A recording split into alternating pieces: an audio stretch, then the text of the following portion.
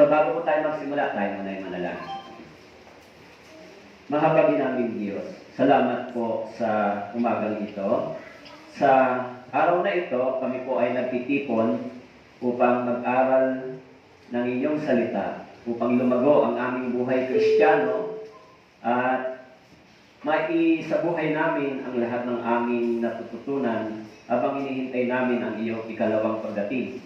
Bagamat hindi namin tiyak kung anong araw ito at oras o buwan, subalit nakatitiyak kami na kayo ay muling babalik.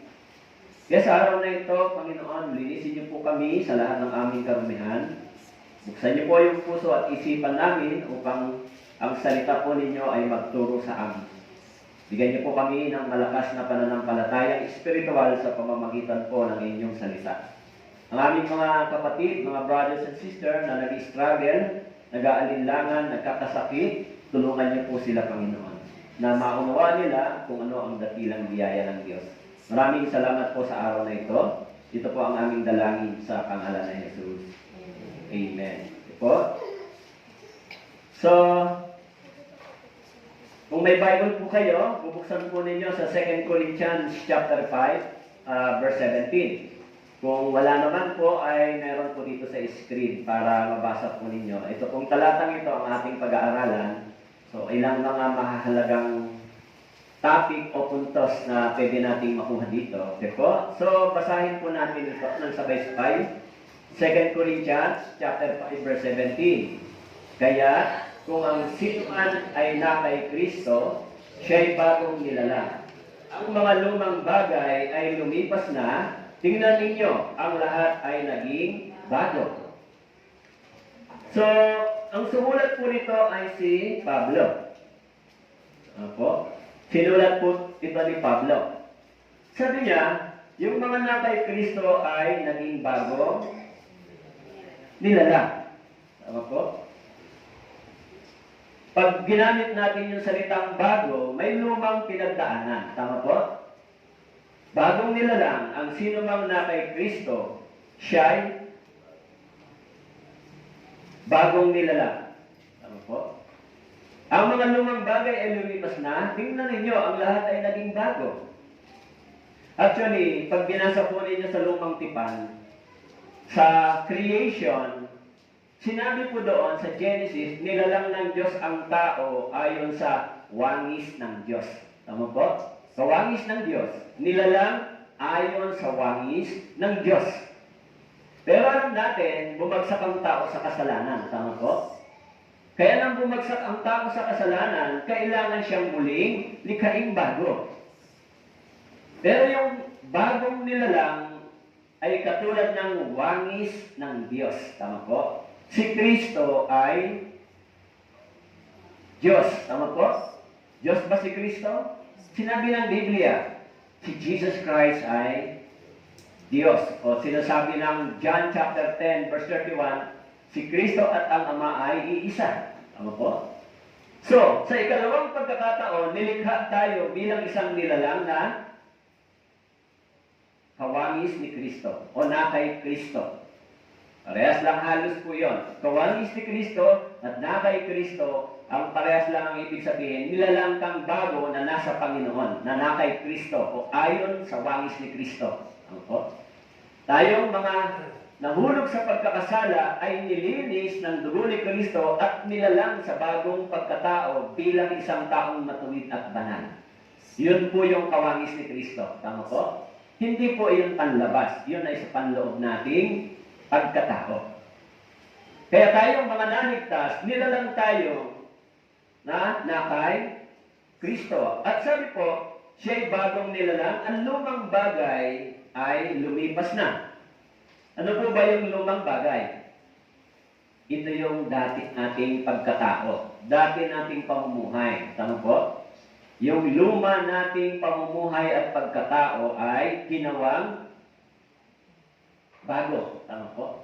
Kaya minsan, may mga nagpapatotoo, di ba? Alam mo, dati ganito ang buhay ko, ganito ang ginagawa ko. Pero nung naunawaan ko yung salita ng Diyos, yung biyaya ng Diyos, hindi na ako ngayon katulad ng dati. Tama po? Lumipas na yung dati, yung lumang bagay.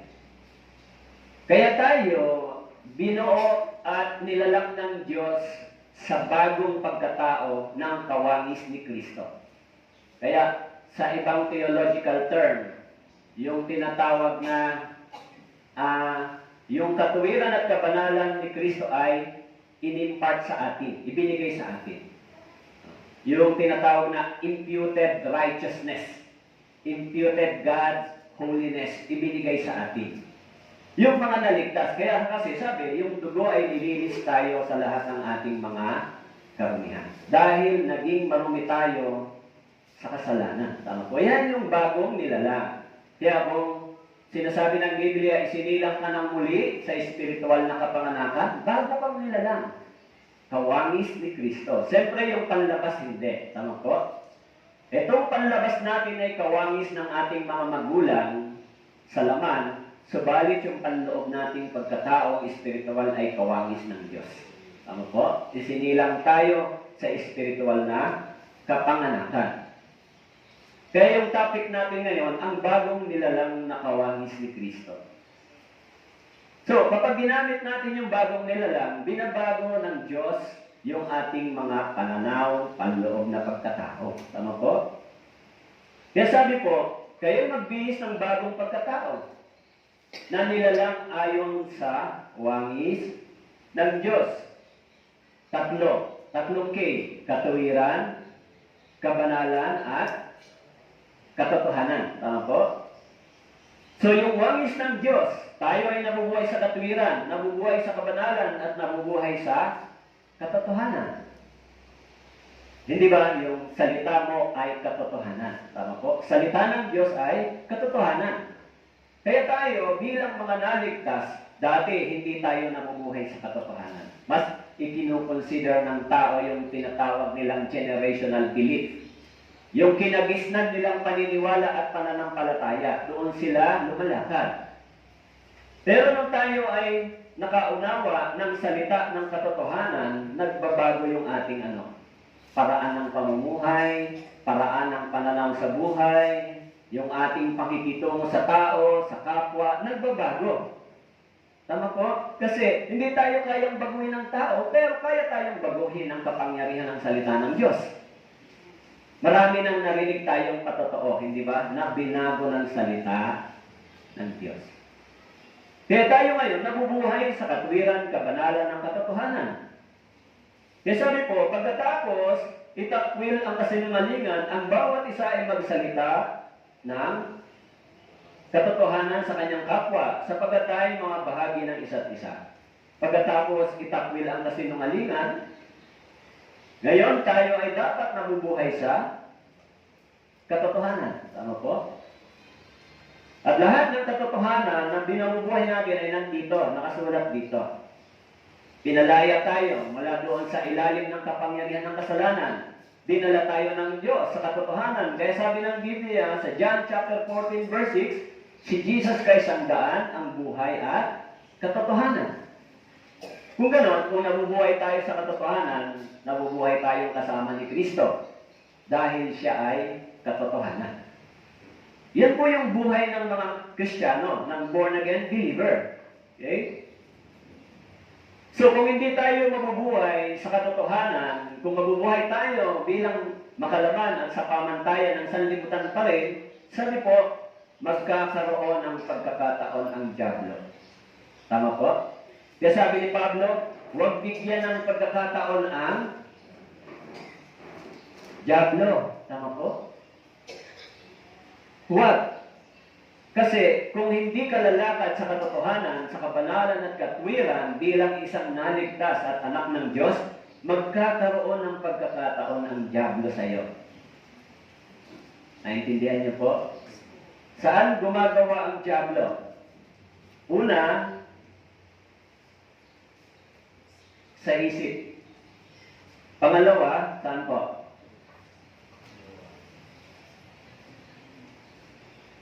Sa puso. Tama po? Yung isip natin at yung puso natin, kapag tayo ay tinarbaho ng dyablo, dumarating sa isipan natin yung mga bagay. Nag-aalala tayo, nababagabag yung puso. Tama po? Kaya pag hindi ka lumakad sa katotohanan, bibigyan mo ng pagkakataon ang diablo. Bibigyan ka niya ng maraming ano. Anong maraming ibibigay? Alalahanin sa mundong ito. Tama po? Maraming worries, kaya hindi mo maiisip yung kabutihan at biyaya ng Diyos. Yan lang ang paraan ng diablo. Bigyan ka ng maraming alalahanin sa mundong ito. Gagamitin niya yung pagkakataong yan para ikaw ay bumagsak yung buhay Kristiyano mo. Para ikaw ay hindi magamit ng Diyos. Para ikaw ay hindi maging epektibong Kristiyano. So, kahit ligtas ka na, pwede ba mangyari yun? Pwede po. Dahil meron pa tayong sinful nature. Kaya yung mga born again, nagkakasala pa, di ba? Kasi yung sinful nature. Sa sinful nature, gumagawa ang diablo. Kahit meron ka ng pagnanais para sa Diyos, meron ka pa rin pagnanais para sa sanlibutan ito. Tama po? Kung ganoon, kung hindi ka mananatili sa katotohanan, kabanalan, katwiran, hindi ka susunod, maglalaban yung dalawa na yon sa panloob mong pagkatakot. At darating ang maraming alalahanin dito at dito. Kaya sabi ni Jesus, mababagabag ang iyong puso. Habang kaparating si Kristo, guguluhin ng diablo ang iyong pananampalataya para ikaw hindi ka magamit ng Diyos. Malinaw po yan sa Biblia. Tama po? Totoo po yan. Kaya sabi po rito, sabi ni Pablo sa mga Kristiyano, huwag ninyong tularan ang sanlibutan ito. Magbago na kayo sa pamamagitan ng pagbabago ng inyong pag-iisip upang mapatunayan nyo kung alin ang mabuti, kasiya-siya at lubos na kalooban ng Diyos. Sa isip, pag hindi nagbago ang ating isip, dadalhin pa rin tayo sa dati nating direksyon. Tama po? Kapag na-born again ka, magbabago yung pag-iisip mo. Yung dating pag-iisip natin ay nakapattern sa sanlibutan ito. Tama po? Halimbawa lang, ang mga Pilipino ay nagse-celebrate ng Pasko. Tama po? Ngayon, kung wala silang handa, bagong damit, walang pamasko, parang hindi sila nagpasko, hindi sila masaya. Tama po ba? Nagse-celebrate ba ang mga Pilipino? Yes. Sa kaisipan nila, kung wala kang pera, wala kang regalo, wala kang handa, parang hindi Pasko sa'yo. Tama po? Kung gano'n, ang kanilang isipan ay nakapattern sa sanlibutan ito. Tama po? Kaya tayo, bilang mga born-again believer na naligtas, of course, naniniwala tayong si Kristo, ang ating Panginoon, ay isinilang at dumating. Tama po? Walang problema kung sineselebrate natin yung kapanganakan ng ating Panginoon. Pero, hindi lang po araw ng December 25. Kasi ang araw ng December 25, yung date na yan, iyan po ay isa sa mga gods ng Roman nation, o bansang Romano.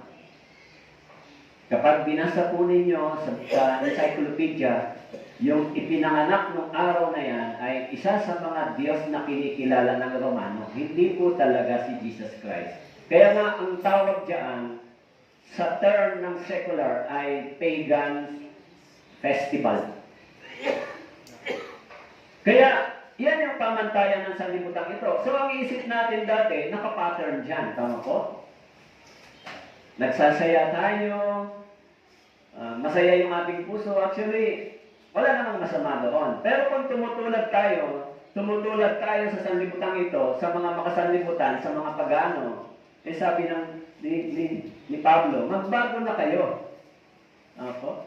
Huwag kayong gumaya sa mga pagano. Sinasakripisyo nila yung mga bagay sa sanlibutan. Pero kung naging Kristiyano ka, dapat mapatunayan mo kung alin ang mabuti, kasiya-siya, at lubos na kalooban ng Diyos. Tama po? Ano ba ang kalooban ng Diyos? Huwag akong tumulad sa pamantayan ng sanlibutan ito. Ano ba ang kalooban ng Diyos? Baguhin ko yung dati kong pag-iisip. Huwag na ako yung dating nabubuhay na kung wala akong pera, parang wala nang buhay. Tama po? Kapag marami akong problema, parang babagsak na lang sa akin ang mundo. Kasi pinapasan mo mag-isa, hindi ba? Dati ganun yung isipan natin, pag marami tayong problema, ito na yung nagdadrive sa atin. O wala na tayong gana magbasa, hindi tayo nagsisimba, wala na tayong gana makinig ng Biblia, hindi na tayo nakikipag-fellowship dahil marami na tayong nakalagay sa isip na problema. Tama po? Pero, kapag hindi mo na nagagawa iyon, iyon na ang nagdadrive sa'yo. Yung problemang yon ang nagdadrive sa isip at sa puso mo. O, huwag ka nang pumunta sa church, may problema ka. Huwag ka nang maging masaya dahil may problema ka. Maging malungkot ka dahil may problema ka. Huwag mong ipakita na masaya ka dahil marami kang problema. Ninakaw na ng problema yung kasiyahan mo sa Panginoon. Pati pagbabasa ng Biblia, ninakaw na rin ang problema. At sino ang naglalagay nun sa isip natin? Ang diablo. So, kung gano'n, ating pag-iisip ay dinadalaw ng maraming alalahanin. Tama po? Naku, pat yan. Ngayong December 25, wala tayong handa. Problema yan. Sa mga born-again believer, hindi po yan problema. Kung wala ka at meron, parehas lang sa paningin ng Diyos, basta makakain ka sa isang araw. Dahil sabi naman ng Biblia, kung ang mga ibon pinapakain ng Diyos, paano pa tayo? Kaya pinoproblema niyo ba yung handa sa Pasko? Ganon ang isipan ng mga pagano, tama po, ng mga unbeliever. Yung joy nila ay hindi nakabase sa kaligtasan. Yung joy ng Christmas ay nakabase sa mga material na bagay. Kaya medyo yung direction ng sanlibutan ito ay papunta sa pagkawasak. Tama po? Pangalawa, hindi lang yung isip, yung ating puso. Minsan tayo ay dinadaya. Tama po? Dinadaya tayo ng puso natin. Kung minsan, ang puso natin ay nababagabag dahil sa maraming bagay, kaya yung puso ay mandaraya. Sa ating puso, naglalagay ng maraming alalahanin din ang diablo. Kaya, kapag kayo po ay nagbase sa inyong puso, gagamitin nyo yung salitang pakiramdam ko. Sa pakiramdam ko, tama po, dapat hindi sa feelings mo, kundi sa faith. Tama po? Huwag kang babase sa feelings. Tama po? Yung feelings ay changeable o hindi? Changeable o hindi? Changeable. Sometimes, okay siya. Sometimes, hindi. Kung dyan ka pumabase sa feelings mo, babagsak yung pananampalataya mo. Tama po? Pastor, pakiramdam ko, hindi ako okay ngayon.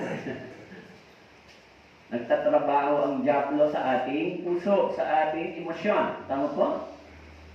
Nagtatrabaho ang diablo sa ating isipan. Kaya kapag dinalaw ka ng maraming alalahanin, sabi ng Biblia, ang puso natin ay lumalayo unti-unti sa Diyos. Yung kagalakan natin ng pagsunod sa kalooban ng Diyos ay naglalaho. Tama po? Kaya dapat tayo ay nagbabantay dito sa ating puso at sa ating isip.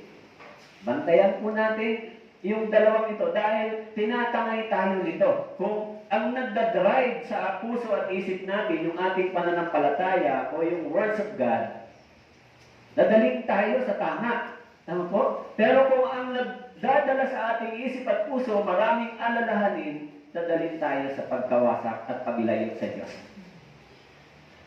Kaya minsan yung mga tao, di ba, nag-i-struggle sila pagdating sa pagsunod sa kalooban ng Diyos. Bakit po? Dito sa puso nila at sa isip may dumarating na alalahanin. Tama po? Nararanasan niyo ba ito? Ako ho, dumarating din ako dyan. Maraming alalahanin, yung feelings na parang ganito. Pero, iniisip mo lagi, iyan ay alalahanin lang at feelings lang. Kailangan mo pa rin sundin at gawin yung gawain ng Diyos. Tama po? Sa akin ba? Sa akin, walang dumarating na ganito. Alalahanin sa church, alalahanin sa mga brothers and sisters, alalahanin kung anong mangyari sa kanila, alalahanin sa pangangailangan. So, yung mga bagay na yon ay inaalala mo, pero hindi dapat huminto yung pananampalataya mo. Hindi dapat yun na mag-drive sa'yo. Tama po? Dapat lagi mong iisipin na ikaw ay sumusunod kahit na alam mo maraming bagay na dumarating na alalahanin sa'yo. Kasi kapag tumuloy ka sa pagsunod, malilimutan mo yung mga alalahanin na yon.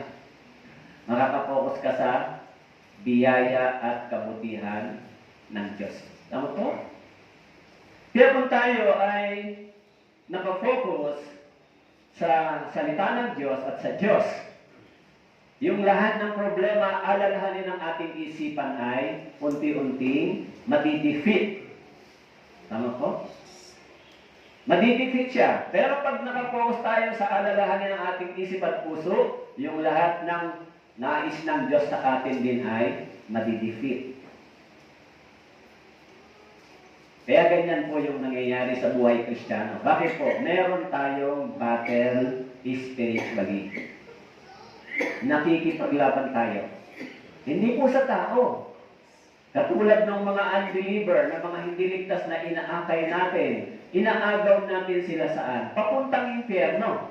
Tama po? Kaya inaakay natin sila sa church para hindi sila mapunta sa impyerno. Pinipilit natin silang dalhin sa Panginoon. Yan ang evangelism. Tama po? Yan ay pakikipaglaban. Okay? Kaya sabi po ng Bible, huwag kang pabigla-bigla sa iyong bibig, huwag magmadali ang iyong puso na magsalita ng anumang bagay sa harapan ng Diyos. Sapagat ang Diyos ay nasa langit, ikaw ay nasa lupa. Kaya't kaunti lamang ang iyong maging salita. Bakit po? Kasi mula sa puso lumalabas ang salita. Tama po? Kaya kapag ka nag-promise ka sa Panginoon, promise Panginoon, magsisimba ako, promise Panginoon, kailangan tuparin mo. Pag nag-promise. Hello, tama po? Pag nag-promise ka. Sa tao, pag nag-promise ka, pwedeng minsan mag-fail ka. Pero pag sa Diyos mo sinabi, huwag. Kasi sabi ko rito,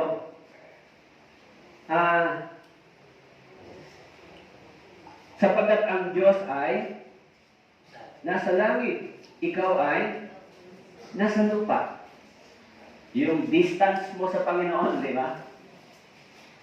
Kasi, hindi tayo hinihingian ng Diyos na mangako. Tama po?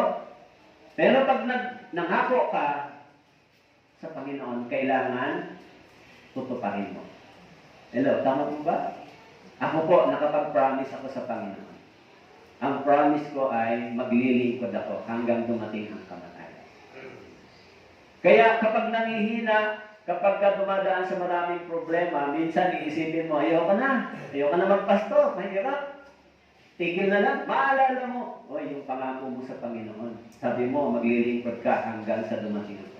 Babalik ka ulit doon sa dati. Kasi pinramis mo yun sa Lord.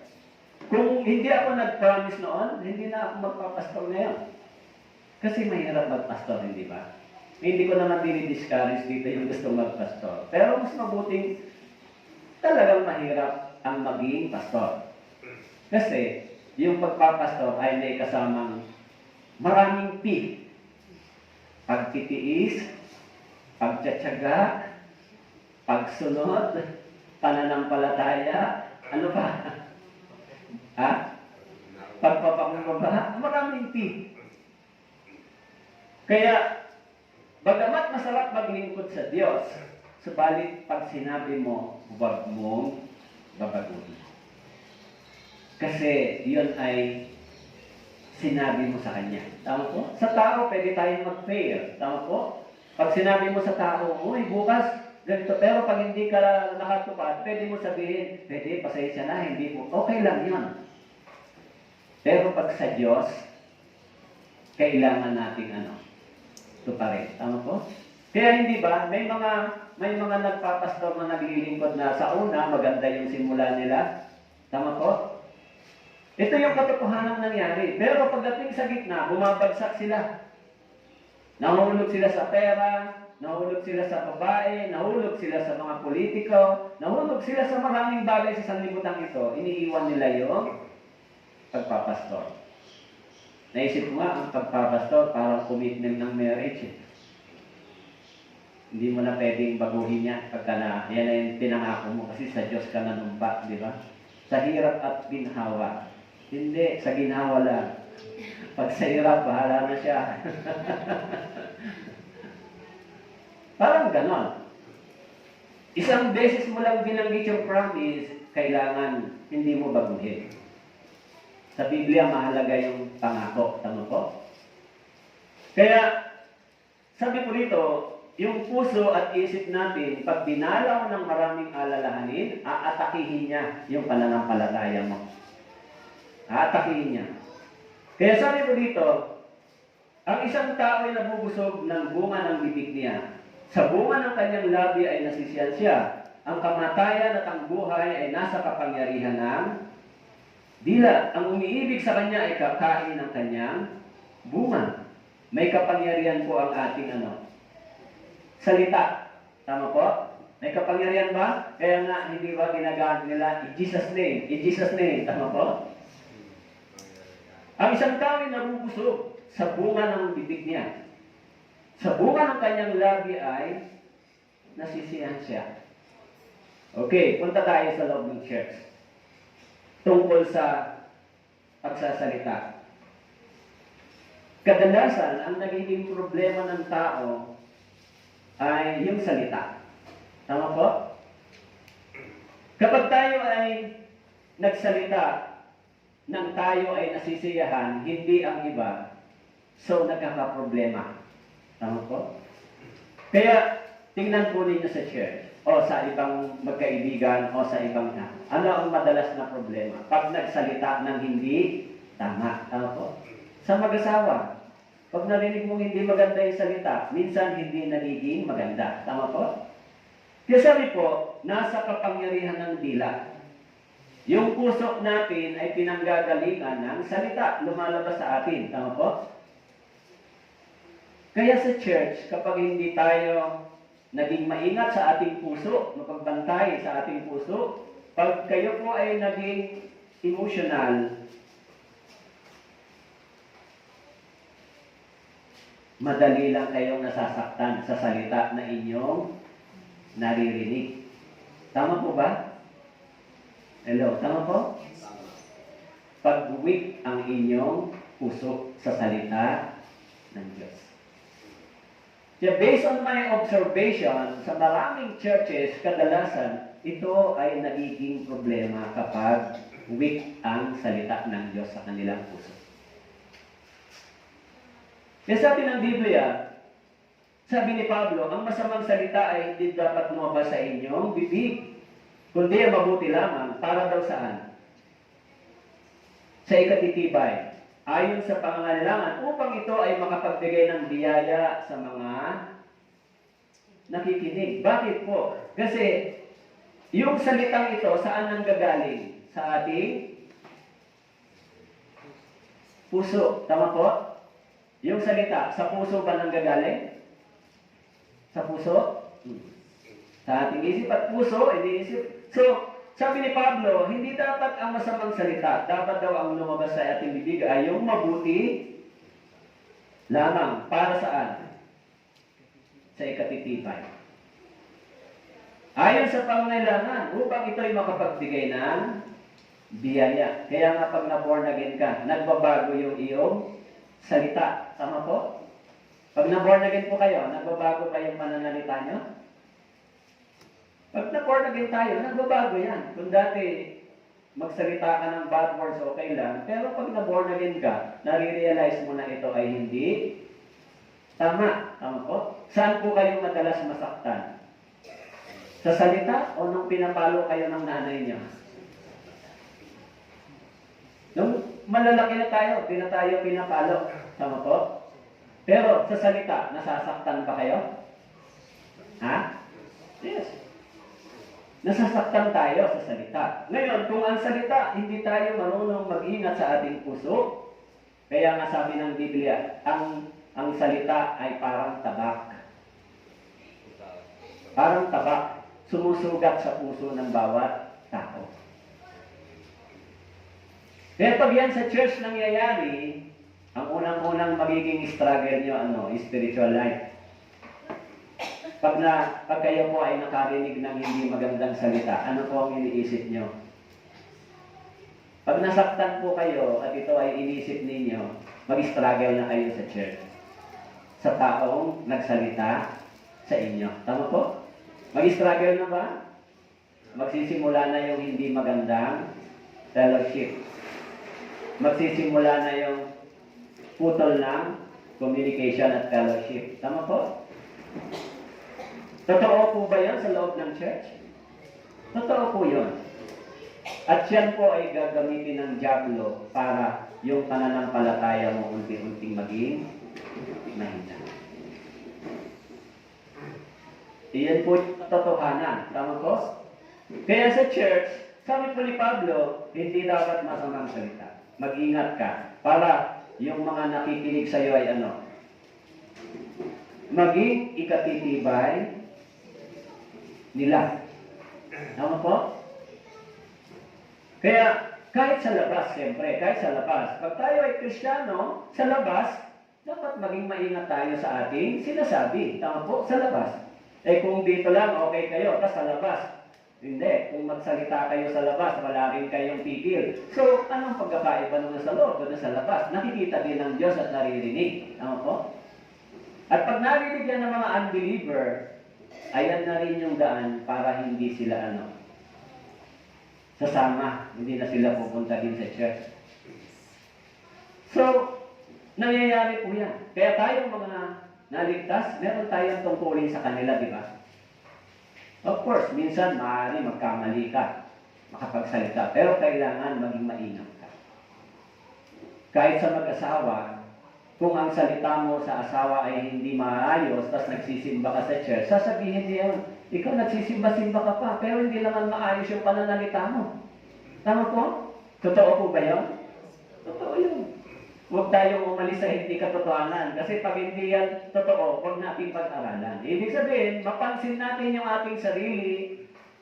Ganito minsan yung sitwasyon na nangyayari. Para pag dumating kayo sa sitwasyon gano'n, magkaroon kayo ng kaisipan, teka muna, naalala ko, pinag-usapan pala sa church yung ganitong bagay na hindi dapat pabigla-bigla at mabilis.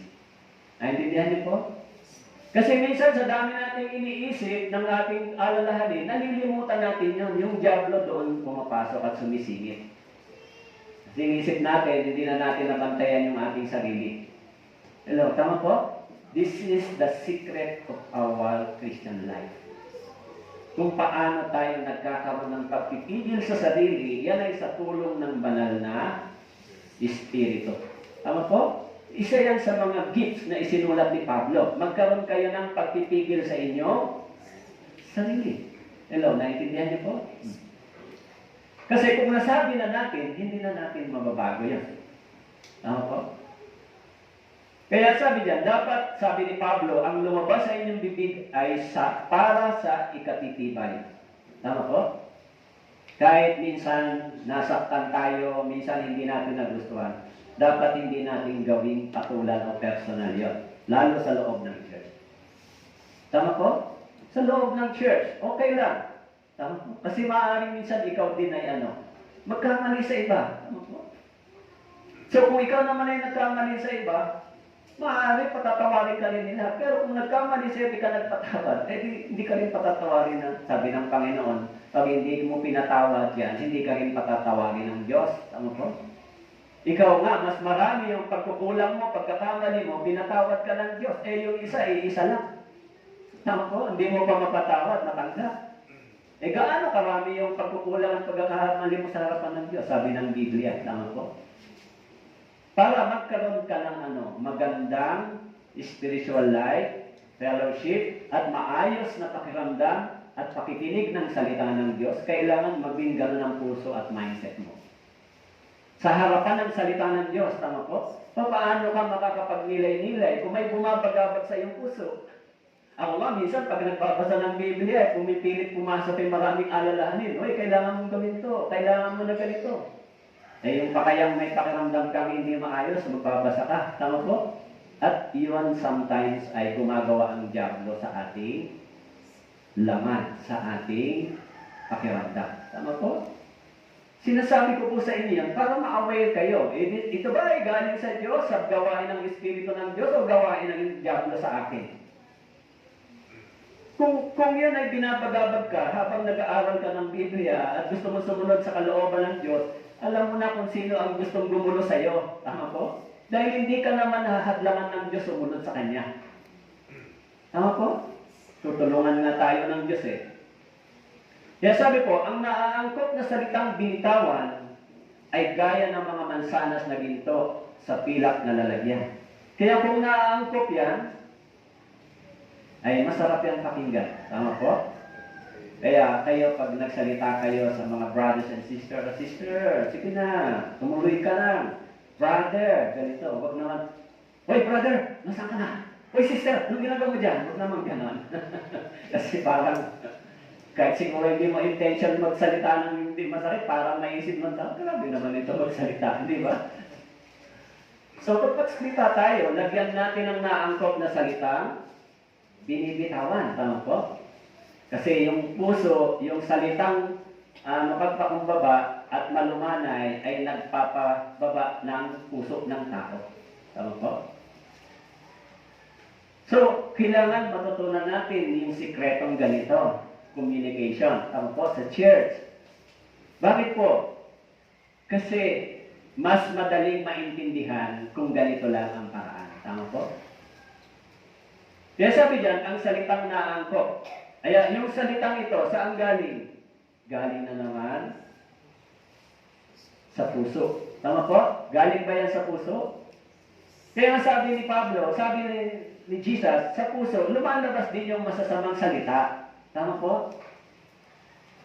Kaya sabi niya, ngunit kayo na itakwil niyo lahat ng ito, galit, puot, masamang pag-iisip, panlalait, maruming pananalita mula sa inyong bibig. Marumi. Hindi po yung maruming kinain. Tama po? Kasi yung salita, minsan, dinudumihan tayo. Tama po? Kapag ginamit mo yung mga bad words, dinudumihan ka ng salita. Hello, naintindihan niyo po? Dahil sa salita, ikaw ay dumudumi. Ano kung dumudumi? Sa paningin ng Diyos, ikaw ay dumurumi. Nagagawa mo yung sin. Tama po? Dahil sa salita. Hello, nandyan po kayo? Kasi baka hindi po kayo aware, di ba?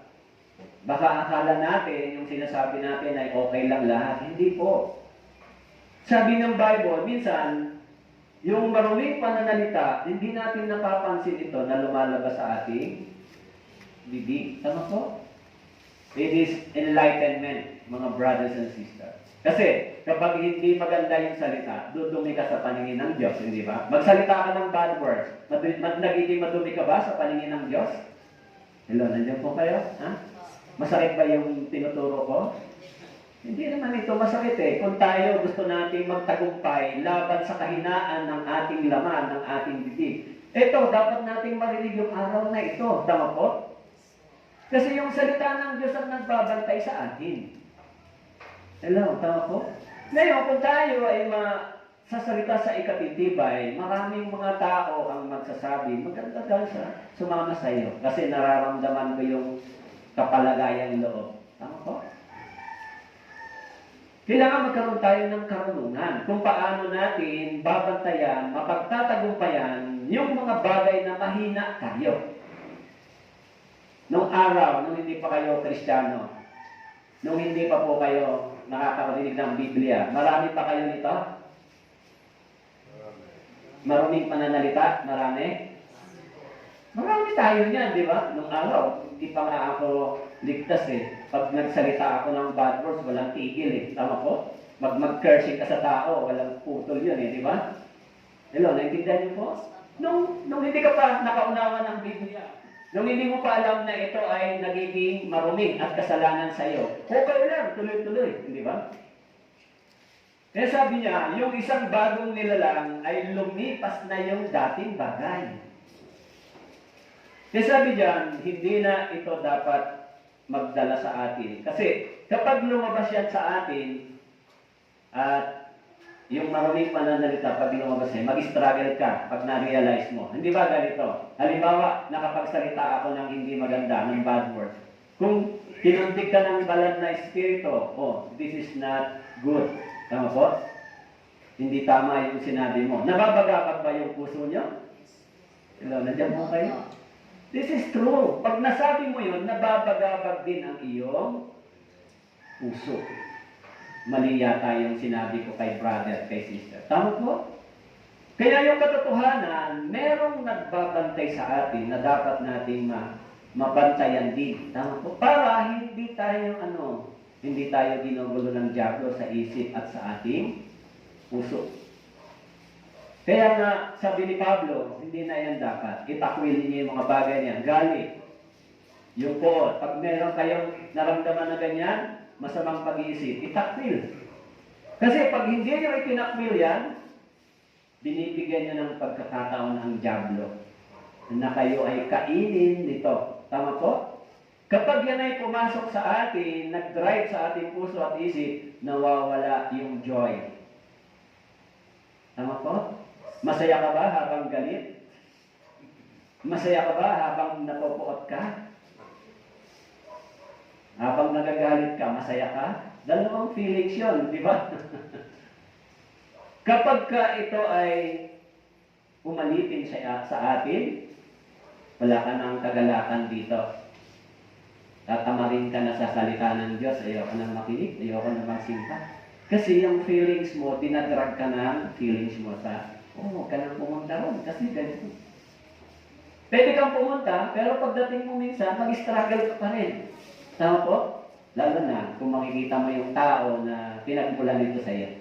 So, naisip mo, magulo yung pakiramdam mo. Tama po? Hindi masaya yung puso mo. Bakit po? Dahil yan. Kailangan yan, mapagtagumpayan mo. Dahil habang tumatagal, parang cancer yan. Tama po? Unti-unti, lumalamig ka sa Panginoon. Unti-unti, babagsakan ka na ng palataya mo. Unti-unti, papasok ang maraming alalahanin. Yung negative lagi ang maghahari sa iyo. Naintindihan niyo po? Kaya pag sa loob ng church, ganyan ang nangyayari sa iyo. Pupunta ka sa church, makikinig ka, pero hindi ka mapipig spiritually.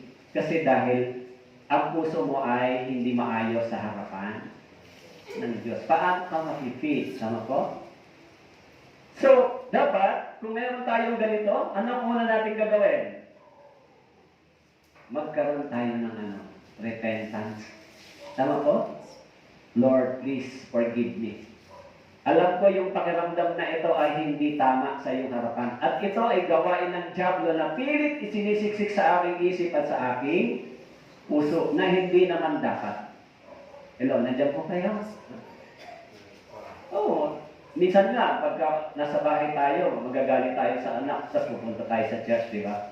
O ako nga, kanina, nag-sermon ako sa anak ko kay Joy. O bakit ba ikaw ganito? Nagalit ako sa kanya. So, kung gano'n, dapat hindi ako dito ngayon tumayo. Kasi pinagalitan ko si Joy kanina dahil sabi ko sana ikaw tumutulong ka sa akin. So, kung yung feelings mo, sinusunod mo, yung feelings mo bilang tatay, kung emotional ka, sasabihin mo na lang, makinig na lang kayo ng sermon sa iba. Kasi hindi maganda pakiramdam yung feelings ko. Bakit po? Magkaiba yung laman at saka yung espiritu. Tama po? Kahit minsan, dinadaanan natin yung ganong bagay, hihingi ka ng tawad sa Diyos. O pagdating ko sa office, maaga ako nag-pray na ako, Lord, forgive me, kasi maaga yata. Tama po? Para hindi ako maging hadlang sa pagtuturo ng iyong salita. Kasi kung emotional ka, yung pakiramdam mo ganun pa rin, hindi ba? So, hindi maganda yan. Tama po? Hindi ka magamit ng Diyos. Natural lang naman minsan yung mga nanay at tatay na nagsasalita sa mga anak di ba? Tama po? Kaya hindi sumusunod yung mga anak nyo, minsan nasisermonan nyo sila Tama po? Part lang yun ng pagiging magulang. Pero kung lahat na lang, pati mali nila ikatawanin nyo, dinapahamak nyo sila. Dinadala nyo sila sa kapahamakan. Dahil di na nila alam na mali sila, walang nagtutuwid sa kanila. Tama po? Tayo rin, tinutuwid tayo ng Diyos pag mali tayo. Ganun po yan. Kaya hindi tayo dapat maging emotional sa spiritual na pananampalatayang ito. Sometimes nahirapan tayo. It's okay. Pero hindi dapat yan pagpahinto sa ating pananampalataya. Tuloy-tuloy pa rin. Tama po? Nasabi, ngunit ang mga bagay na lumalabas sa bibig ay nagmumula saan? Sa puso. Kaya siyang nagpaparumi sa tao. Tama po? Yung lumalabas sa bibig mula sa ating puso. Kaya sinabi ng Biblia, ang pinakamaruming bahagi ng tao ay ang puso. Tama po? Sabi ni Jesus, puso ay mandaraya, ang puso ay nagagaling ng galit, puot, pandaraya, lahat. Tama po? So, kaya yung pusong ito, dapat ito ay mag-born again. Dapat pagharian ng salita ng Diyos. Tama po? So, yung ating puso dapat ay pagharian ng salita ng Diyos. Siya ang dapat na mag-control dito. Yung salita ng Diyos ang dapat mag-control, ang mag-feed, ang mag-guide sa ating isipan at puso. Kung tayo ay napagharian ng salita ng Diyos, kahit dumaraan tayo sa mga problema, sometimes nagagalit tayo, sometimes nagkakamali tayo, kung ang ating puso at isip pinaghaharian ng salita ng Diyos, makakabalik pa rin tayo sa tama. Pero kung hindi na tayo pinaghaharian, ang naghahari na sa atin ay hindi na yung salita ng Diyos, mag-struggle tayo, mag-struggle kayo spiritually. Pati yung panalangin nyo ay mawawala ng joy. Kaya sabi po, ang mga ito rin ang nilakaran nyo nung una nang kayo nabubuhay pa para sa mga bagay nito. Dati ito ay ating nilakaran ninyo noong una, nung nabubuhay pa sa mga bagay na ito. Kaya nga, di ba yung memory verse, hindi na tayo ang nabubuhay ngayon. Tama po? Nabubuhay na rin tayo para sa Diyos. So yung dati nating buhay, nabubuhay lang tayo para sa ating sariling gusto. Para sa sarili nating pangarap. Pero ngayon, nabubuhay na rin tayo para sa Diyos. Kaya yung mga nagsakripisyo sa pangaral ng Ebanghelyo, nabubuhay na rin kayo para sa Diyos. Gumagawa kayo para sa Diyos, tumutulong kayo, nagkakaloob kayo, bahagi na ng katawan ninyo, bahagi na yung oras ninyo, yung inyong lakas bahagi na para sa gawain. Ibig sabihin, nabubuhay na rin kayo para sa Diyos. Tama po? Pero kung wala kayong time para sa salita ng Diyos, wala kayong time para tumulong sa salita ng Diyos sa pangaral, nabubuhay lang ang tao para sa sarili nilang laman at pangangailangan. Kaya ngayon, nung naligtas tayo, nabubuhay na rin tayo para sa Diyos. Pumupunta tayo ng linggo dito, di ba? Ano po ang kakaiba? Minsan lagi kong naisip, ano ba ang kakaiba? Dati, nung hindi pa ako Kristiyano, nagsisimba rin ako sa simbahan. Nagsisimbang gabi pa nga ako Pero may wish ako pag natapos ko yung ilang days pa yan. Ha? May wish, di ba? Ilang days? 9 days, di ba? Yung, wish. 9 days. Pag natapos mo yung 9 na gabi, dapat sa dulo meron kang wish. Tama po? Alam niyo naman yan, di ba? Alam niyo ba yan? Bakit kayo? May wish pa kayo.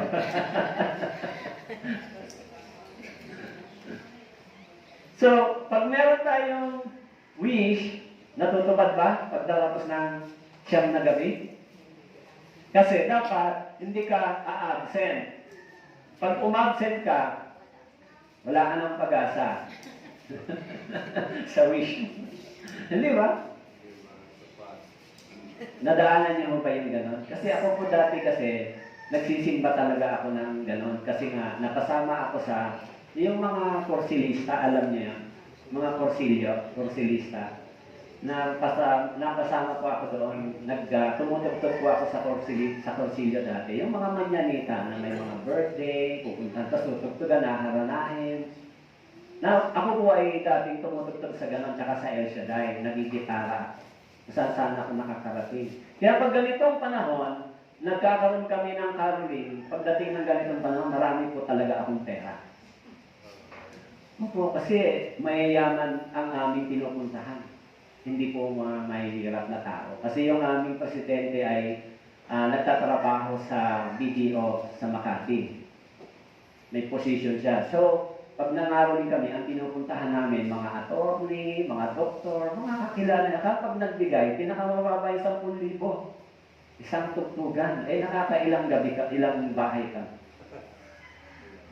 Kaya ang bayad sa akin per night. So, pagkatapos ng hanggang 23 kami, marami akong pera niyan pagkatapos. Opo. Ba't pa tayo napunta? Kaya, bago yun, simbang gabi, tapos caroling, simbang gabi. Kaya, nasanay sa ganon. Pero nung na-born again ako, na-realize ko na wala palang pakinabang yung mga bagay. Yun mo, pagkatapos mo magsimba, pagkatapos mo mag-caroling, so lasing na lasing ka, mag-iinom ka. Minsan nga nakatulog ako sa jeep, lasing na lasing, nagising ako. Wala sana ako dinala ng driver sa sobrang lasing ko. So, pagkatapos mo magsimba, mag-iinom ka dahil puyat. Ano po? Ngayon po, hindi na yan pwede.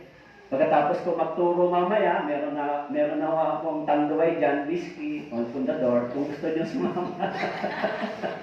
Hindi ako wala ko. Dati, di ba, pagkatapos mo ganito, magsimba, tagay.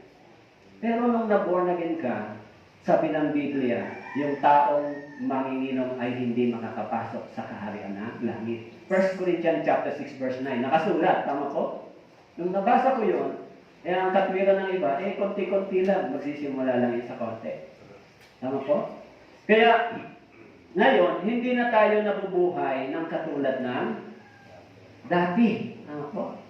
Hindi lang naman yun yung binago ng Diyos yung ating din pag-iisip, yung ating ginagawa, sinasabi, lahat. Tama po?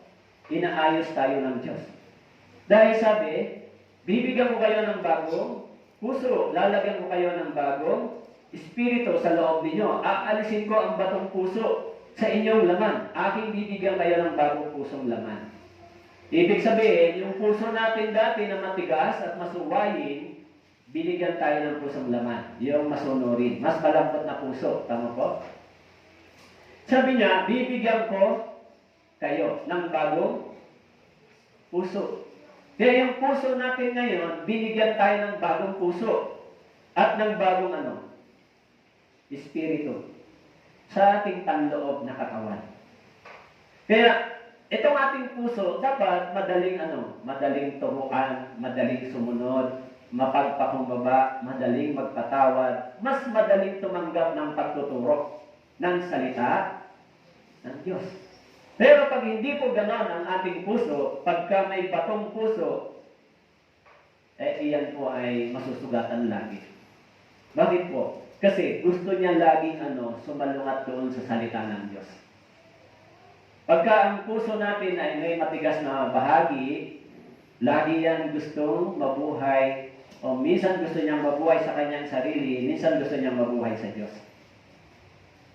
Kaya, dapat yung pusong laman, madali itong sumunod at nakakaunawa. Kaya, minsan hindi ba sinasabi, sa Diyos ako nangako. Pag sinabi ng sa Diyos ka nangako, nanggaling yan sa iyo, puso, dapat dapat mong ito ay masunod. Tama po? Kasi, yung pangako natin sa Diyos, dapat hindi mabago. Kaya, dahil bakit po? Meron tayong bagong puso. Itong pusong dati natin ay hindi ito gustong sumunod sa Diyos dati.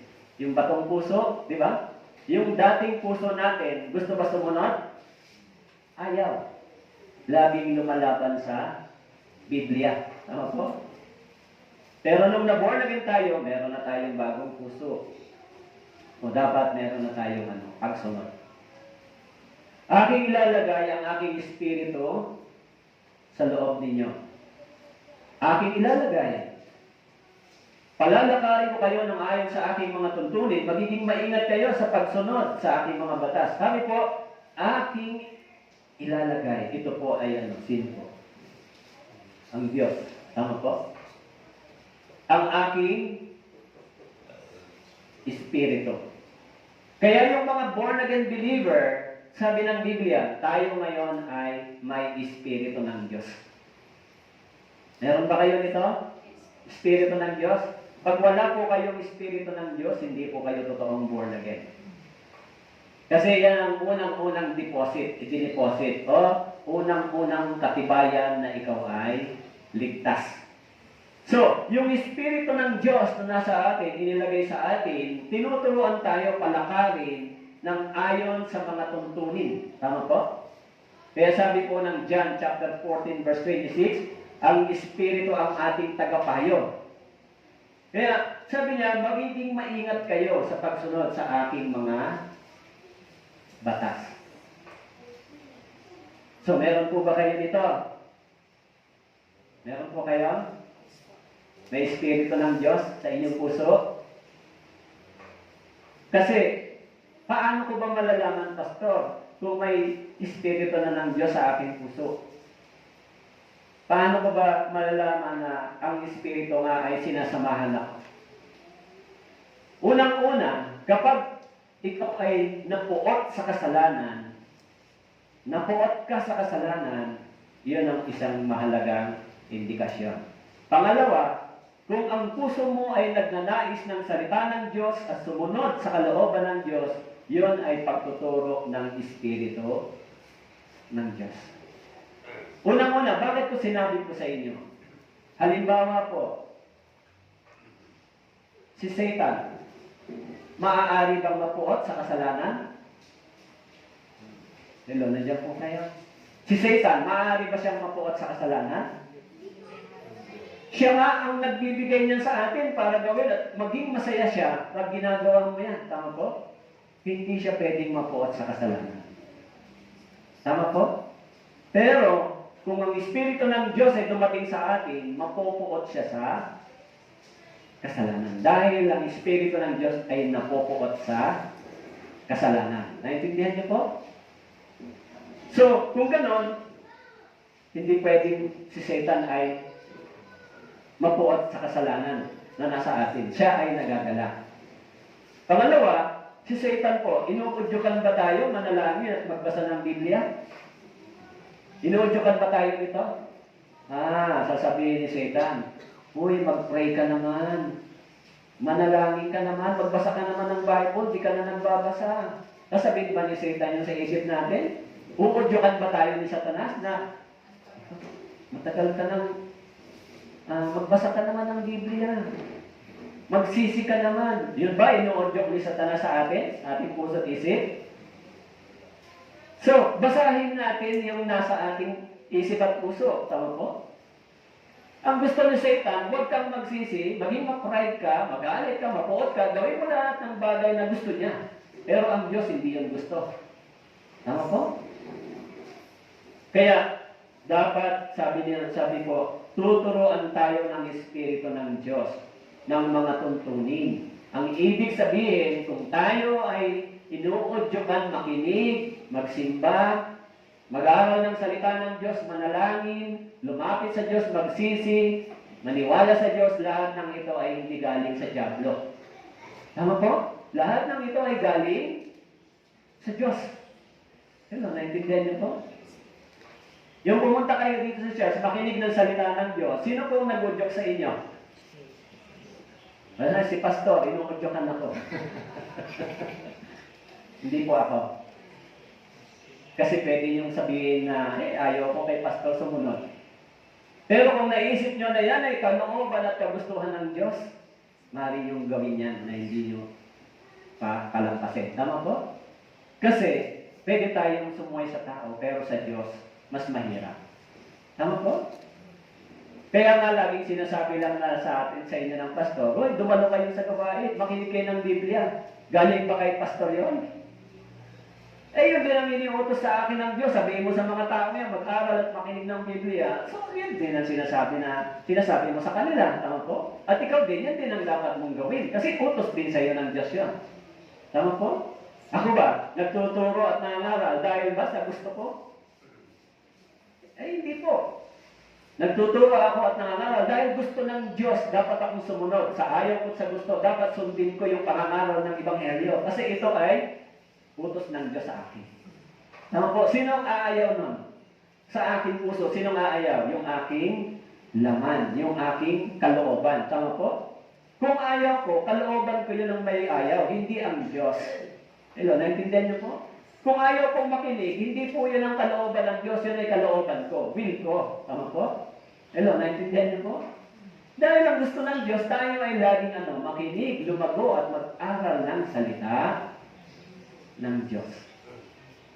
Kaya si Satan, di tayo udyukan yan na pumunta sa simbahan, makinig, di tayo udyukan yan. Hindi kayo udyukan ni Satan magpakumbaba, magsisi. Hindi kayo udyukan. Hindi tayo sasabihin ni Satan, magsisi ka na sa kasalanan mo. Sasabihin ba sa'yo ng Diablo yan? Hindi. Sasabihin yun sa'yo ng Espiritu ng Diyos. Magsisi ka. Para ikaw makatagpo ka ng buhay na walang. So, kung magmamature tayo spiritually, mababasa natin ito. Teka muna, saan ba galing ito? Tama po? Pero kung hindi natin alam, tinatangay tayo niyan. This is a wisdom. Kaya hindi ba ninyo nalalaman na kayo ay templo ng Diyos at ang Espiritu ng Diyos ay naninirahan sa inyo? Sino po ito? Sino po yung tinutukoy ni Pablo na ang Espiritu ng Diyos ay naninirahan sa inyo? Sino po ito? Ligtas o hindi? Ligtas na tao. Tama po? Kaya yung ligtas na tao ay tinatahanan ng banal na Espiritu. At tayo ay naging templo. Dahil yung templo sa bansang Israel ay wala na. Wall na lang naiwan. Tama po?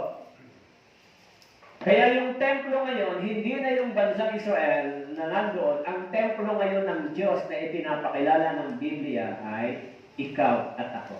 Tama po?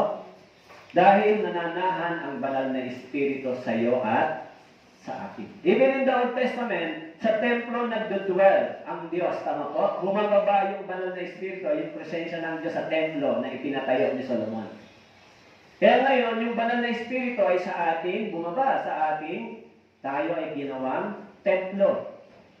Kaya kung dinudumihan natin yung templong ito sa pamamagitan ng kasalanan, tayo ay nagiging marumi. Yung ating templo ay nagiging marumi. Tama po? Sabi yan, hindi ba niya nalalaman? Kayo, templo kayo. Kaya po yung mga totoong ligtas na tao, pag yan po ay hindi sumusunod, nababagabag po yan. Pag hindi sila gumagawa ng kalooban ng Diyos, nababagabag po sila. Bakit po? Dahil ang Espiritu ng Diyos ay naninirahan sa kanila. Tama po? Pero kung hindi sila napapagabag, habang patuloy sila sa kasalanan, walang nagkukunbig sa kanilang Espiritu. Hello, naiintindihan niyo po? Kung yung kasalanan sa kanila ay nagpapatuloy, masaya sila, hindi nila napapansin, walang Espiritu ng Diyos nagkukunbig sa kanila. Naintindihan niyo po? Kaya tayo, pag nagkamali, nagkasala, kung aware tayo, pinipigilan tayo ng Espiritu ng Diyos, huwag ka magpatuloy dyan. Kasi, ang kabayaran ng kasalanan ay kamatayan. Kamatayang physical para sa mga born again. Pero sa mga hindi ligtas, kamatayang spiritual. Kaya madaling sabihin, alam mo, na born again ako, naligtas na ako. Okay, good.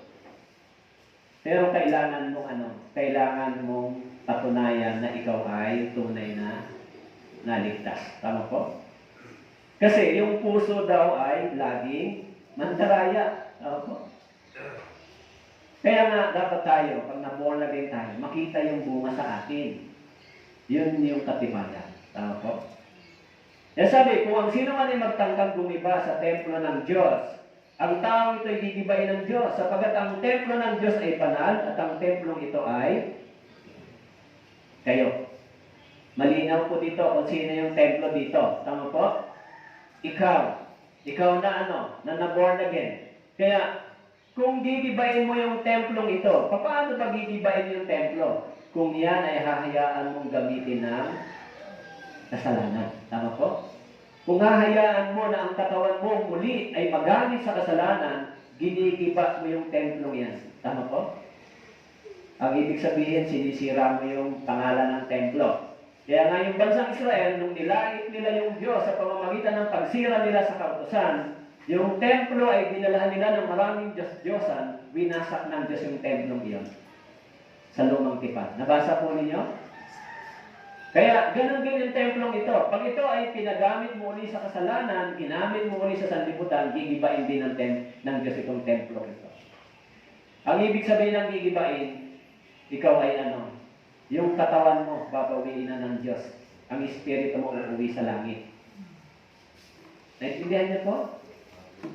Babawiin ng Diyos. Kasi dati, yung templong ito, yung katawang ito, ginamit natin sa kasalanan. Nung na-born again tayo, hindi na dapat gamitin ito sa kasalanan. Di ba na ngayon?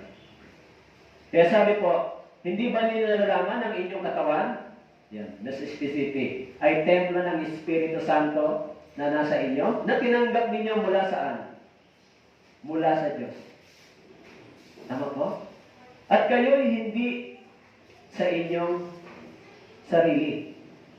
Sabihin, hindi nyo na yan pag-aari, yung sarili nyo. Hindi na kayo nabubuhay ngayon para lang sa sarili. Kaya sabi ni Pablo, yung ating katawan ngayon ay ginagamit na rin natin sa pagsisilbi sa Diyos. Tama po? Halimbawa, ulitin ko, yung mga brothers and sisters nagluluto, nagsisilbi ng pagkain, nagdadrive, naglilinis, nakikinig, nagtuturo. So yung katawan natin, nagiging instrumento na rin ng Diyos para sa kanyang gawain. Tama po? Hindi na siya nagiging instrumento sa kasalanan. Pero dati, yung katawan natin, gamit natin saan? Sa kasalanan. Tama po? Kaya, nung na-born again, sabi ni Pablo, hindi na dapat. Yung templo ng Espiritu Santo ay ang iyong katawan. Naintindihan niyo po? Naintindihan niyo ba yung Biblia, yung talata? Para mas malinaw sa atin, ano ba yung pinag-aaralan natin sa Bitsal Church pagkatapos ng salvation? Salvation, pagkatapos ay dapat matutunan natin yung buhay Kristiyano. Tama po? Mahalaga po yun. Dahil sapagat kayo binili sa isang halaga, luwalhatiin ninyo ng inyong katawan ang Diyos. Luwalhatiin ninyo ng inyong katawan ang Diyos. Sa paanong paraan? Kung yung katawan natin ginagamit natin sa service o sa paglilingkod, naluluwalhati ang Diyos. Tama po? Naluluwalhati. Halimbawa, nagluto kayo para sa ating lahat, sa mga brothers and sisters. So, naluluwalhati yung pangalan ng Diyos. Naglinis kayo dyan. Yan ay para sa gawain ng Diyos. Naluluwalhati ang pangalan ng Diyos. Eh kung wala naman kayong katawan, di naman kayo pwede magluto dyan. Di naman pwede espiritu lang nandyan. Tama po? Pag espiritu, ay delikado po yun. Di ba? So, lahat ng ating pagsisilbi ay hindi para tayo maang masiyahan. Hindi para tayo ang mapuri. Lahat ng ating pagsisilbi ay para luwalhatiin ang pangalan ng Diyos. Naintindihan po na niyo?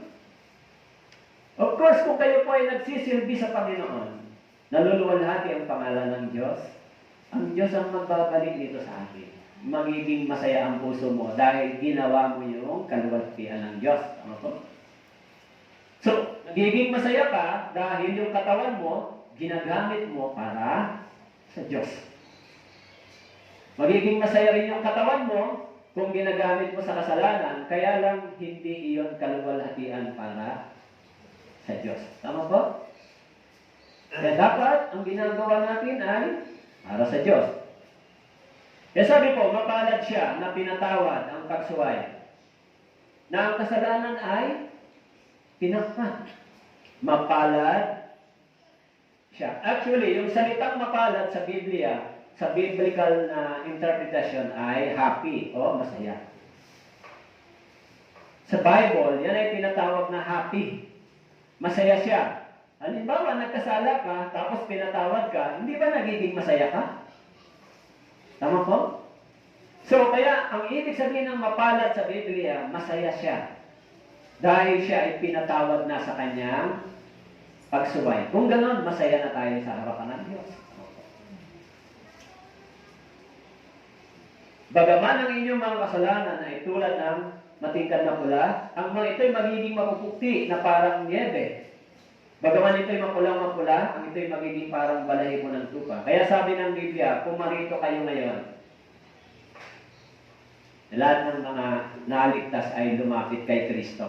Dahil tinawag sila ng Panginoon. Lumapit kayo sa akin, sabi ng Panginoon. Lahat ng mga napapagal, lahat ng mga sinner, lumapit kay Kristo at kayo ay makapagpapahinga.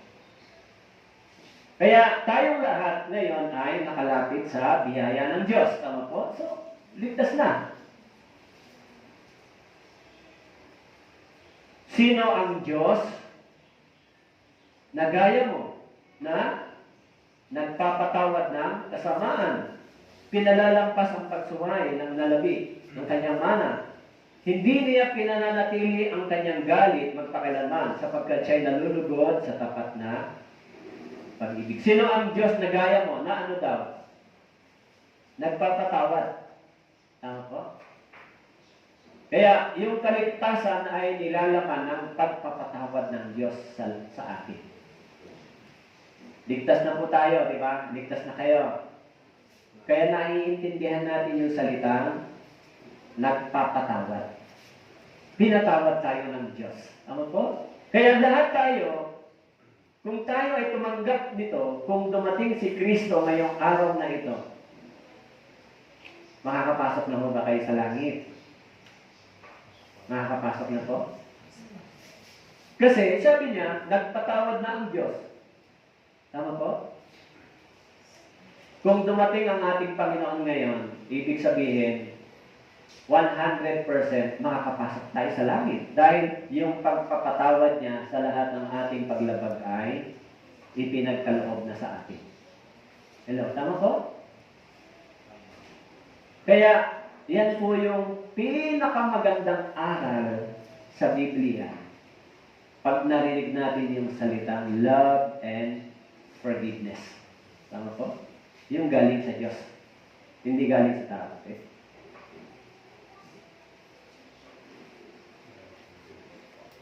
Kaya mga kapatid, maging hayag nawa sa inyo na sa pamamagitan ng taong ito ay ipinahayag sa inyo ang kapatawaran ng mga kasalanan. Sa pamamagitan ng taong ito po ay si Jesus. Sa pamamagitan ni Jesus, ipinahayag sa atin ang kapatawaran. Tama po? Sa pamamagitan niya. Kaya, kung hindi namatay si Kristo, hindi dumanak ang dugo sa cross, hindi na ipahayag yung pagpapatawad para sa atin. Pero sa pamamagitan niya, ipinahayag yung kapatawaran. Bilang katiyakan ng ating kaligtasan. Okay? At sa pamamagitan niya, ang bawat nananampalataya ay pinalaya sa lahat ng bagay. Okay? Kung saan hindi kayo kayang ariing ganap ng kautusan ni Moises. Anong ibig sabihin po ng hindi kayang ariing ganap ng kautusan ni Moises? Yung kaligtasan ay hindi kayang tuparin ng kautusan. Halimbawa po sa teaching o sa doctrine ng Catholic. Tama po? Sa doctrine ng Catholic, yung kaligtasan, kailangan sumunod ka sa kautusan. Anong kautusan? Kailangan yung bautismo. Tama po? Baptism. Infant baptism. Kailangan merong tinatawag na yung OCHA. Ano po yan? Ha? Pagka nagkakaroon ng Eucharist, ba? Tawag ba? Communion. Kailangan meron kang offering. Kailangan meron kang offering. Tama po? Kailangan meron kang, pag 7 years old ng bata, meron kumpil. Tama po? So, napakaraming mga requirements para ikaw ay makatanggap ng kaligtasan. At ang forgiveness o yung pagpapatawad ng kasalanan ay kailangan yung hope.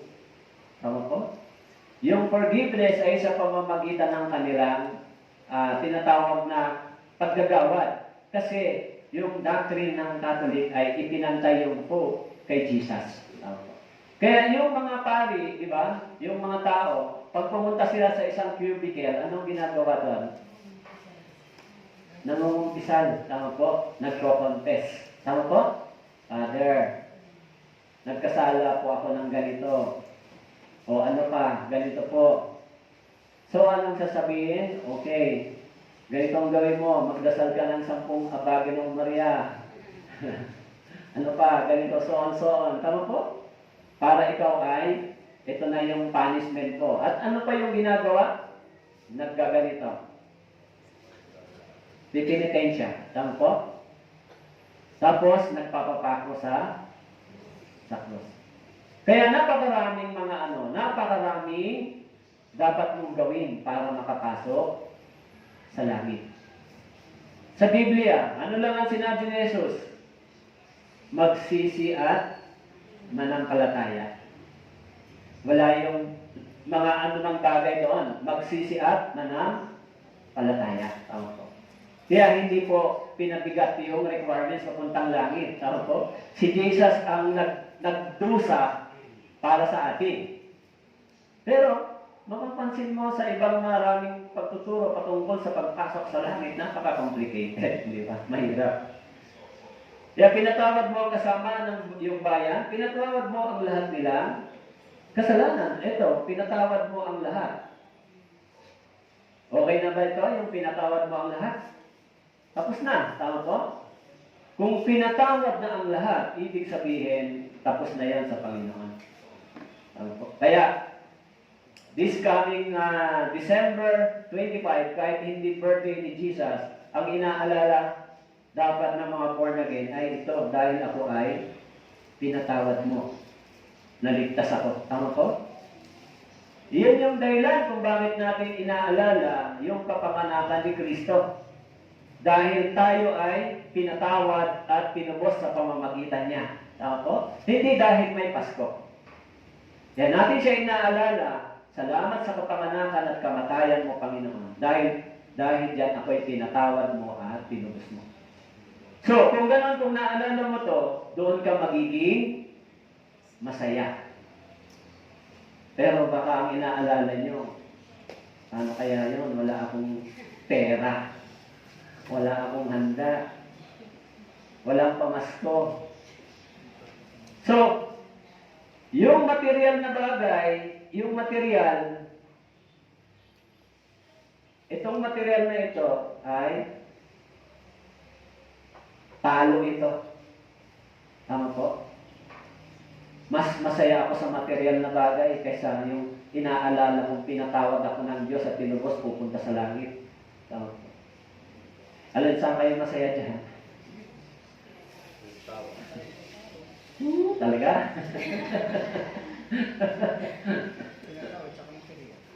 Tinatawad daw tsaka material. Pwede rin. Pero hindi lahat kasi mayroong material. Tama po? Hindi lahat may kakaining masarap. Tama po? Yung iba nandyan lang sa kalsada pag-alagala. Kaya mahirap mong compare yan dito. Pero, kung pinatawad ka at pinubos, lahat pwede makatanggap. Tama po? Kaya huwag tayo masyadong mag-isip dito. Huwag kayong masyadong, wala kaming ganito, lilipas din yan. Tama po? Minsan nga parang fiesta yan di ba? Fiesta, naghahanda ba kayo? Minsan yung mga tao wala na ang pera eh, mangungutang lang para maganda sa piyesta. Pagkatapos ng piyesta, masakit ang ulo nila. Dahil may utang sila. Eh sino naman ang pinaghandaan ng piyesta? Sino po ang pinaghanda? Yung santo. Tama po? Saint ano ba ang pinaghandaan? Tapos pupunta. Kaya tayo ay naniwala sa ganitong kaisipan. Di ba? Kahit ipangutang mo yan, basta makapaghanda ka. Siguro yung iba, hindi naman. Kaya lang, siyempre, ang kaisipan ito ay salungat sa Biblia. Para sa mga hindi Kristiyano, okay lang yan. Pero sa born again, hindi po dapat yan. Eh baka naghahanda ka sa piyesta, sorry po sa salita, no? Baka hahanda ka sa mga piyesta, nagsisikap ka, tapos di ka naman nagkakaloob sa Panginoon sa church. Eh, mali yun, tama po? So, pagdating ng piyesta, pinag-iipunan mo, pero hindi ka naman nag-o-operate o nagtatize. Eh, di mali po yun. Tama po?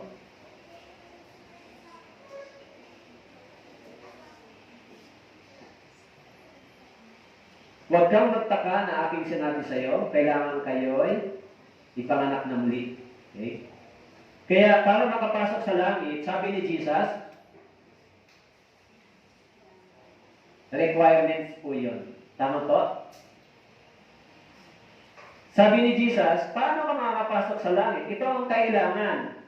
Ano ang kailangan? Ipanganak na muli. Kaya, hindi po kailangan yung pagsisikap ng tao para makapasok sa langit. Tama po? Hindi kailangan yung gawa. Ang kailangan, ipanganak na muli. Kaya sabi ng Biblia, sa salita ng Diyos, tayo pinanganak na muli. Tama po. Yan ang requirements. So kung ipinanganak ka ng muli, ligtas ka na, so wala nang problema doon. Kaya sabi, ipinanganak kayong muli, hindi ng biling nasisira, kundi ng walang nasiraan, sa pamamagitan ng buhay at nananatiling salita ng Diyos. Kaya itong salita ng Diyos, ikinundik tayo nung nakikinig kayo, di ba? Habang nakikinig ako ng Biblia, naunawaan ko kung sino ako sa harapan ng Diyos. Na-realize ko, isa akong miserable sinner. Pero sabi ni Jesus, lumapit sa kanya at magsisi. Sabi ng Biblia, tayo ay pinatawad na at tinubos na. So, sa pamamagitan ng Biblia, tayo ay sa nagkaroon ng kaunawaan ng kaligtasan, tayo ay ipinanganak na muli. Tama po? Sa pamamagitan ng salita ng Diyos. Bakit salita ng Diyos? Kasi nalaman ko na ako pala ay sinner, nalaman ko, pinatawad na pala ako ni Jesus, pinubos na pala ako sa pamamagitan ng salita ng Diyos. Kaya, nung ako ay sumampalataya sa salita ng Diyos, ako ay ligtas at naging anak ng Diyos. Tama po? Yan po yung nangyari sa inyo habang kayo ay nakikinig. Ganyan din naman ako dati. Okay? Kaya, yung salita ng Diyos. Okay? So, basahin po natin, Luke chapter 11, verse 28, 3-1. Subalit, sinabi niya sa halip, mapalad silang nakikinig ng salita ng Diyos at so, dalawang bagay ito. Nakikinig ng salita ng Diyos at sinusunod ito. Tama po. Hindi lang tayo nakikinig dapat. Dapat din natin itong sinusunod. O halimbawa, yung pag-church, ito ba ay pagsunod sa Diyos? Pagtitipon, pagsunod ba ito sa Diyos? Nakasulat po ba yun sa Biblia? O, sabi po ng Biblia doon sa Hebreo, chapter 10, verse 25.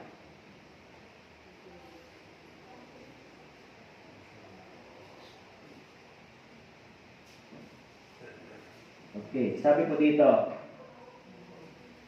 na huwag nating pabayaan ang ating pagtitipon gaya ng ugali ng iba, kundi palakasin ang loob ng isa't isa. Lalong-lalo na kapag inyong nakikita ang papalapit na ang araw. Huwag nating pabayaan ang ating pagtitipon. Tama po? Kaya, meron tayong pagtitipon sa church. Tama po? Meron tayong Sunday, meron tayong Wednesday, meron tayong Saturday, minsan may fellowship. So, ginagawa natin yon para saan? Para daw palakasin ang loob ng isa't isa. Ngayon, kung pinapabayaan ito ng tao, nagkakasala po ba sila sa Diyos o hindi? Kaya, nagkakasala ba sila o hindi? Hindi ho kayo sa akin nagkasala, ah. Hindi ho kayo sa akin. Tayong lahat ay sumusunod kung ano ang sinasabi ng Biblia. Tama po? Baka mo ma-misinterpret niyo ako. Bakit ba si Pastor? Pinipilit ako lagi. Hindi po ako. Pinapaalala ko lang na ito ay tungkulin natin sa Diyos. Tama po? Kaya wag po ninyo ako ma-misinterpret. Bakit ba si Pastor? Ang kulit. Pagka siyempre, ako bilang Pastor, gusto ko nasa church kayo. Gusto ko nasa gawain kayo. Oy, sister, kumusta ka na? Pero kayo pa rin ang masusunod, magdi-decide. Tama po? So, kung nandito ako nagsasabi sa inyo, ginagampanan ko yung tungkulin ko bilang manggagawa ng Diyos. Tama po? Kung yung sinasabihan ko yung mga sister, o bakit di kayo nag-church, this is my duty. Siyempre, iyan yung ibinigay na gawain ng Diyos sa akin. Tama po? Pangalagaan, sabi niya kay Pedro, Pedro, minamahal mo ba ko? Yes, Lord. Okay, feed my lamb. So, yun yung gawain ng pastor. Kaya, dapat, isipin nyo na, ba't ba ginagawa ni pastor yun? Bakit palagi tayong pinapaalalahan? Kasi yun ang gusto ng Diyos para sa inyo. Tama po? Hello, tama po ba? Sabihin ng pastor, Hoy, sister, huwag ka na magsimba muna. Yun ba ang sinabi ng Diyos? Hindi po yun. Pag yun ang lumabas sa bibig ko, ako ang mananagot sa Diyos. Ako nagtulak sa inyo na huwag kayo pumunta sa church. Tama po? So, laging ang gusto ng manggagawa, laging gusto ng Diyos, pumunta tayo sa church. Makinig tayo ng salita ng Diyos. Yan ang dapat. Tama po? Kaya, kung hindi po kayo nakapagsimba, hindi po kayo sa akin nagkamali. Hello, tama po ba? Sa akin ba kayo nagkasala? Hindi pa sa akin. Sa Diyos. Tama po? Bakit? Kasi ang Diyos naman ang nagsabi nito na tayo ay magtipon. Tama po? Hindi naman. So, kung sinasabi kong magtipon tayo, hindi ko po yan salita. Hello, naintindihan niyo po? Yan ay salita ng Diyos. Kaya nga sabi sa Biblia, yung mga mananampalataya, sila ay araw-araw nagtitipon. Yun yung ginagawa natin na magtipon tayo dahil yun talaga yung nakasulat sa Biblia. Tama po? So, kaya wag po ninyong ma-misinterpret ako minsan. Pero, siyempre, mahirap gawin yan eh. Di ba? Mahirap laging magpaalala. But of course, sometimes maalala ko. Kumusta ka na? Hindi ka na nakapag-church. Di ba? Kasi, mas mahalaga kayo kaysa problema. Mas mahalaga kayo kaysa mistakes ninyo. Kahit may mistakes tayo minsan, huwag tayo umabsi sa church. Hindi ibig sabihin, pag hindi magandang pakiramdam nyo, hindi kayo pupunta sa church. Ay, hindi po ganon. Ako, pag hindi magandang pakiramdam ko, pwede ba? Hindi ako pupunta sa church? Hello, nandiyan po kayo? Yes. Pwede ba? Pag hindi magandang pakiramdam ko, hindi ako pupunta sa church? Pupunta pa rin. Kung minsan na hindi maayos yung feelings ko, sasabihin ko ba, hindi mo na ako punta sa church kasi not feeling well ako ngayon. Mga sister, hindi ako pupunta sa church kasi hindi magandang pakiramdam ko. Magme-message ako sa GC, mga sister, mga brother, hindi ako pupunta sa church ngayon kasi hindi magandang pakiramdam ko. So anong isipin nyo? Ay, hindi pupunta si pastor sa church, hindi na rin ako pupunta kasi wala naman si pastor. Wala magme-mensahe. Ibig sabihin, kahit hindi okay o okay man, kailangan nandito kami. Tama po? Dahil ito ay tungkulin na ibinigay ng Diyos. Kaya kayo din naman, inaalala namin lagi na sana lagi din kayong nasa church.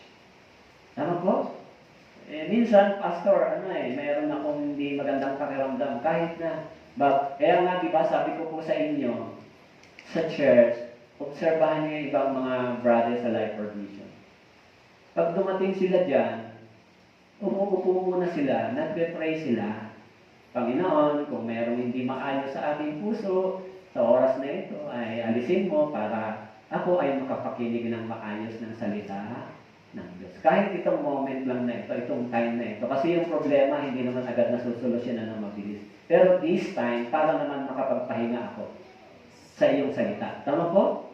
So, kaya pagpasok po ninyo, ganun ang gawin nyo. Mag-pray na kayo. Ihanda yung puso at isip nyo. Para, pag naupo kayo at nakinig sa salita ng Diyos, mag-feed kayo. Kasi ganun talaga eh. Minsan, pag galing tayo sa labas, nadudumihan tayo ng sin. Tama po? So, pag upo natin na mababagabag pa yung puso, di tayo makapokus, makapakinig. So, humingi tayo ng tulong sa Espiritu Santo. Kaya pag upo nyo, mag-pray kayo na yung salita ng Diyos ay makarating sa inyo.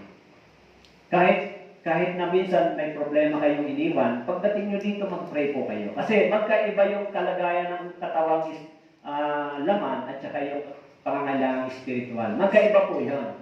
Tama po? Pagka pinag-rumble nyo po yun, damay-damay na yun. So, alam natin, minsan yung laman, yung simple nature, kumaatake, okay, makokontrol din yan. Pagdating mo sa church, yung spiritual life, ilapit mo sa Panginoon yung katawan, yung physical, sabihin mo, Lord, pakihanda mo yung aking spiritual na puso. Para itong lamang ito ay ma-defeat ko, mawasak ko, tama po, sa pamamagitan ng salita. O, pag narinig natin yung mensahe, ay ang laman hindi dapat mag-control sa akin. O, yun ang tama. Dapat pala itong pakiramdam na ito, hindi dapat mag-control sa akin. O, hindi nakuha natin yung sagot. Tama po? Pero kung magre-rely lang tayo sa feelings, kasi hindi tayo pupunta, ganun ganito, eh hindi nyo makukuha yung manalo sa labanan na yan. Talo po kayo, defeat. Tama po? So, yan po yung buhay Kristiyano. Yung Christian living, mga brothers and sisters, ito ay long journey. Long journey. Hanggang dumating ang Panginoon, yung pagtuturo. Pero, yung kapanganakan, once lang nangyari. Hindi ba? Pinanganak tayo once lang, pero yung pag-aaral bilang maayos at mabuting Kristiyano, matagal na mahabang proseso. Kaya sa church, bilang panguli, ingatan natin yung mga brothers and sisters, yung isa't isa. Hanggat maaari, tulad po ng sinabi ko po sa inyo, tungkol sa pagsasalita, pakikitungo, hanggat maaari, tayo ay magkaroon ng magandang communication, the relationship, hanggat maaari. So, maging sa labas, ingatan din natin yung ating pagsasalita. Huwag natin i-highlight yung mga bagay-bagay na si Satan ang napipraise. Tama po? Well, i-highlight natin yung ginawa ng Panginoon. Diba? O katulad minsan tayo, nakaranas tayo ng muntik na accident dito. Huwag natin i-highlight yun. Ang i-highlight natin kung paano kayo iningatan ng Diyos. Tama po? Kasi kahit na hindi kayo maingat mag-drive, kahit na hindi kayo maingat, pag gusto ng Diyos, patayin mo, matay na. Eh si Brother Oyang naman, natutulog eh, di ba? Pag-gising, kinuha na ng Diyos. Tama po? So, hindi sa atin nakadepende yung katiyakan, pag-iingat, at kaligtasan. Hello, tama po? Ang kaligtasan natin at pag-iingat, hindi nakadepende kung gaano tayo kahusay mag-drive o gaano tayo kahusay tumawid pag walang sasakyan. Hindi po doon nakadepende. Kaya nakadepende yung pag-iingat, kaligtasan natin sa pag-iingat ng Diyos. Maraming mga mahusay na driver, kahit anong husay at ingat, aksidente pa rin o hindi? Aksidente pa rin. Kaya huwag natin i-highlight yun. Ang isipin natin kung paano tayo iningatan ng Diyos. Tama po? Yun ang dapat natin isipin. Salamat sa Panginoon, iningatan tayo. Tama po ba? Dahil yung mga na-aksidente, mga expert driver eh. Tama po? So, inisip nila yung pagiging mahusay nilang driver, ligtas sila, hindi. Pag hinayaan ng Diyos na yan, wala ka na magawa. Yan, church na ito, hindi po ito pababayaan ng Diyos. Hindi hahayaan ng Diyos ipahiya yung pangalan dito. Tama po? So, kung gano'n, tayong lahat ay nasa pag-iingat, proteksyon, at care ng Diyos. Maging yung sasakyan niya. Yung driver, nasa pag-iingat din ng Diyos. Kaya huwag natin i-highlight, naku, ganito, ganon. Ang dapat nating sabihin, salamat sa Panginoon sapagkat tayo ay iniingatan. Hello, tama po? Kasi pagka ang i-highlight natin, naku, ganito, si Satan yung na-highlight. Yung mga taong may isip, huwag na tayo ganito kasi ganito. Eh yung buhay mo kahit saan ka, pag kukunin na ng Diyos, walang lugar. Tama po? Walang lugar. Ay tulog ka, o di ka na magigising, kahit naglalaro ka, bigla ka na lang mababangga. Hindi mo alam kung saan, tama po? Meron nga, naglalakad lang dyan di ba? Hindi naman niya alam na mababangga siya yung araw na yun. Eh kung alam niyang mababangga siya ng araw na yun, dapat di siya lumabas. Hello, tama po? So, tandaan natin, brothers and sisters, saan man tayo pumunta, saan man kayo pupunta, saan man pupunta, lagi ang Diyos ang nag-iingat sa atin. Hindi po yung tao, hindi yung ating isip, hindi yung ating galing, o hindi yung ating husay. Kundi, lagi ang Diyos pinoproteksyonan tayo at iniingatan. Tama po? Kaya magtiwala tayo. Pagpapalain ng Diyos yan, kahit anong mangyari, ganun talaga di ba? Gusto ng diablo sirain yung tinayo ng Diyos Eh dahil ang Diyos naman nagpo-protect sa atin, hindi naman siya magtatagumpay. Okay po? Okay po?